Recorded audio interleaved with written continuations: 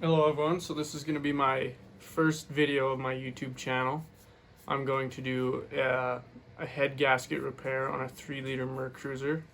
I figured that I should start documenting some of the things I work on and some of the repairs I make, not only for myself so I can go back and watch the things I did in the teardown process and such, but also for other people. I always find YouTube videos helpful when I'm working on things, so there wasn't a whole lot out there on these, surprisingly. There were some videos, but I just thought I would make my own, kind of see how it goes. So thanks for watching. I'm going to start with the teardown process of the motor and everything. I just got the boat today, so we'll see how it goes.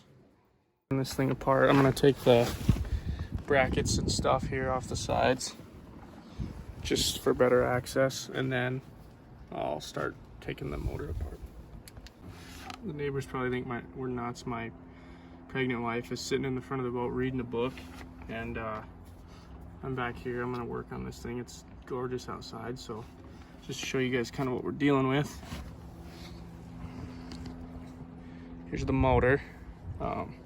Basically gonna have to strip it down. We're gonna take the intake and the exhaust off. As I understand, they're the same thing on these, or all in one, I should say. The carb had a kit put into it, as I was told. I got receipts when I bought it. It looks like there's some new parts on there. The water pump and all that will have to come off, along with the distributor cap and plugs, all that good stuff. So as I work, I will just explain. The bolts held in the carburetor are 7/16, and then there's just a little key in the back there. You pull that off and it takes the linkage off the back of it, and then it should come up and off there. I'll probably have to get a new gasket for underneath. Maybe not, we'll see.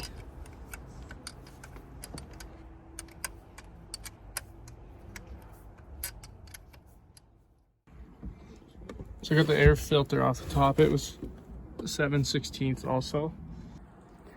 Just gonna take the transmission linkage off the top here. In the other video it told me not to mess with it, so I'm not going to adjust any of that stuff. I'm just going to take it off as it sits, which I can understand why, and then I'll be able to get to some of this other stuff. I was just working on getting this this rigid fuel line off from around the top because it's in the way of some of the other things I'm trying to get off. It was on the right side, it was 5/8, and then on this side it was 3/4. So, and then on the top here it was 3/8. So I'm just getting that off, and then I'll pull that off there. Over on this side for the fuel line, when I took it off, I realized that the top nut didn't need to be loosened, just the bottom one, I think. Unless the top one needs to be loosened to get the bottom one off. I'm not sure, but either way, I got it off. Little gas spill out. I'm going to put something over that so nothing gets in it. The exhaust bolts here are also 9/16. So I'm just pulling that off. I got the carburetor off. Got some rust in there, so I don't know what that means. A little water somehow, but got some of these wires. I took some pictures before I took those off. I've been just trying to put the bolts back where I take them off so I don't lose anything, because I make a mess in a hurry. So bad news, pulled the drain plug here on the exhaust manifold or intake or whatever this thing is, and water's been draining out of it for like 30 seconds, so that obviously was not winterized, so that's inconvenient. But I don't see any cracks. We're gonna have to keep an eye out for sure, because obviously that's not a good sign. Now taking off this, just these bolts here on the side. I think I got the alternator off. I just kept the wires on it, routed them over there out of the way. This little cobalt impact is a great tool. Great job.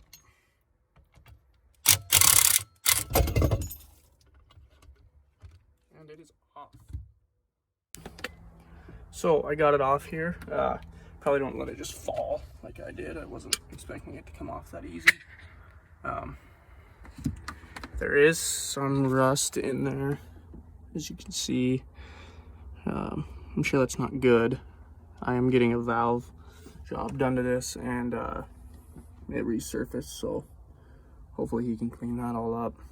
But you know, it's never good when there's rust inside. Next thing I'm doing here is taking this housing off the front. They are 3/8 12-point bolts, so let's make sure you have some 12-point sockets. Next thing I'm going to do is take the valve cover gasket off. Just a bunch of 7/16 bolts here. You just need a long extension like this one just to get down on there. Got the valve cover gasket off. The valves actually look pretty clean as opposed to how much rust there was everywhere else, so I mean, that's a positive. Got the head off there. There she is.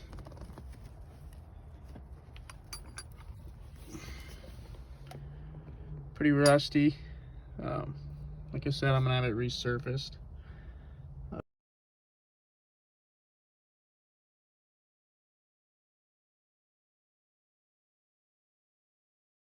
I already have a huge mess out here, as you can see.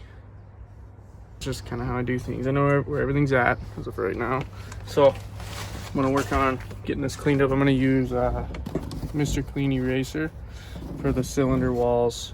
I was gonna hone them, but without having the pistons out of there, I don't want to get metal fragments and then have a huge mess. It just wouldn't work.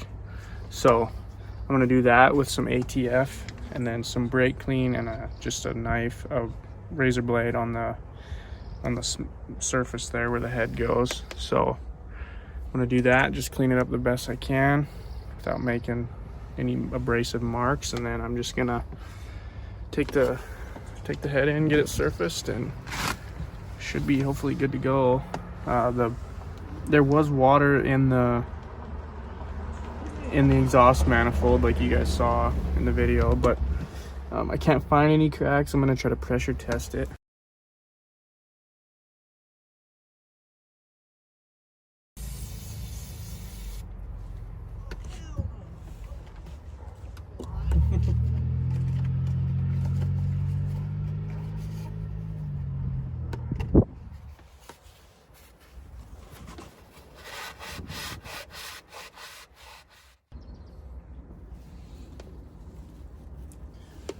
On the block here, I'm using a Scotch-Brite pad. I know some people say not to do that, and everyone has their opinion or whatever, but I'm sure there's better ways to do it. But this is what my grandpa said to do, and he knows a lot more about any of this than I do, so he's done about 1 million of these in his day, I think, so I trust him. So I'm just gonna clean this up with brake clean, Scotch-Brite, and a razor knife. Get it the best I can anyway.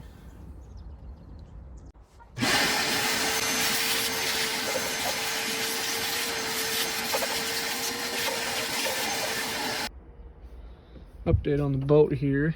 I couldn't get it to move by hand because on these 3-liter Mercruisers, the crank doesn't have a nut on it, and people said not to use that anyway because if you break it off, then you gotta pull the whole motor.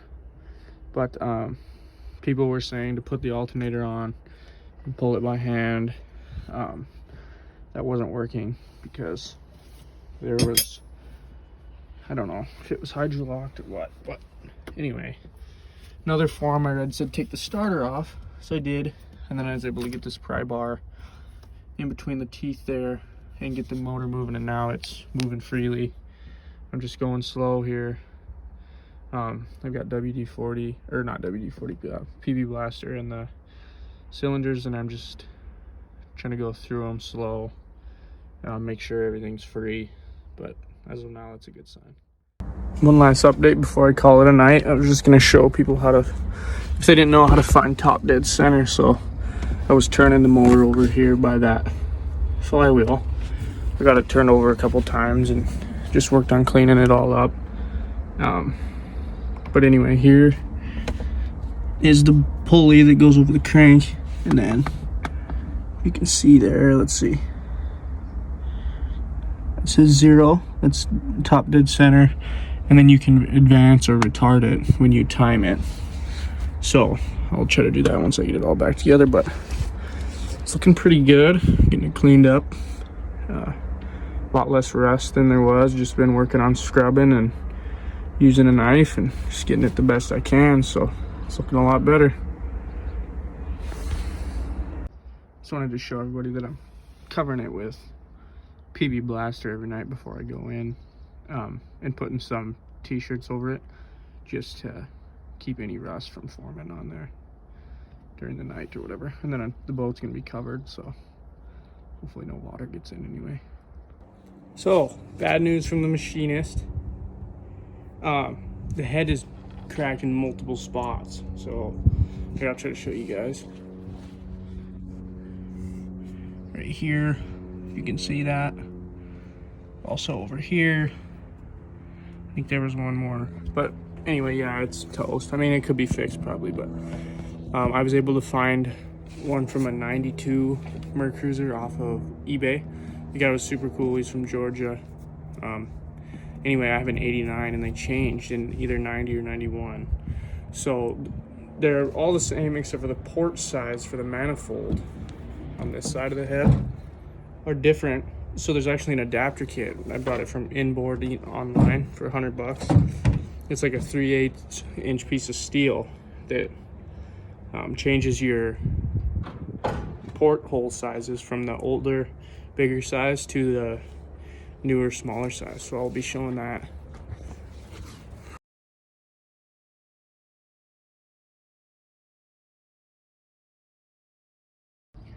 Now going to torque the head here to 90 foot-pounds for each bolt.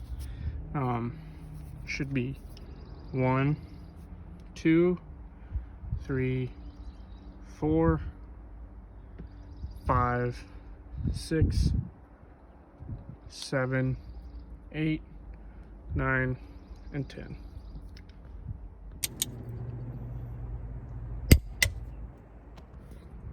As you can see, the manifold adapter sits in between the cylinder head and the manifold, and it just cut to change the port size of the manifold holes to fit the newer head and the older manifold. I'm trying to adjust the lash on the lifters. It's something I've ever done before. Biggest problem is trying to find top dead center of each cylinder, especially when there's no crank on the cam like I talked about earlier. So I was using the starter. I started turning it over. Water started shooting out of the lifters actually. So I was like, oh. So I drained the oil. Oil was like mostly water, some oil. So whoever owned this before, its whole intention must have been to make sure it never ran again. So I drained it all out, put fresh oil in, put the valve cover back on, and just turned it over, to hopefully get some lubrication in there. I can't turn it over on the starter and look for top dead center by myself at the same time, so I'm gonna pull the starter and move it like I was before with the flywheel, and then put my finger over cylinder number 1, and when I start to feel the pressure build up, then I'll know that I'm coming up on the ignition stroke of number 1. So that's how I'm going to try to do that by hand. And then I can adjust the lash on 1, 2. I have a chart, and then I think it's exhaust, intake, exhaust, intake. So I tried to start the boat. It was backfiring. I knew I had my valves wrong when I did it the first time, so I did some more research, and I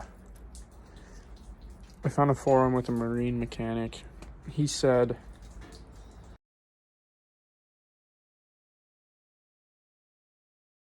you find top dead center number 1, and then all you do is go till the push rod just barely has some drag, and you said you should even be able to move that a little bit. And I did that, so we'll see how it goes. I used the starter this time, so I just bump it until I got to top dead center. I did 1, 2, 3, and then 4, just by putting a line at top dead center, 180 degrees later on the crank. Well, it runs.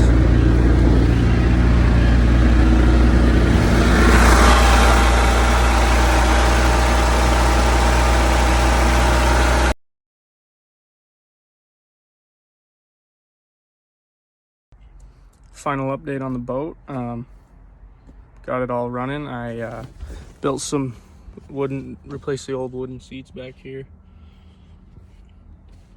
Put leather conditioner on all the seats. This stuff from Tractor Supply. And then there was like a couple splits in the old leather that I used some super glue to clean up. And then other than that, it runs good.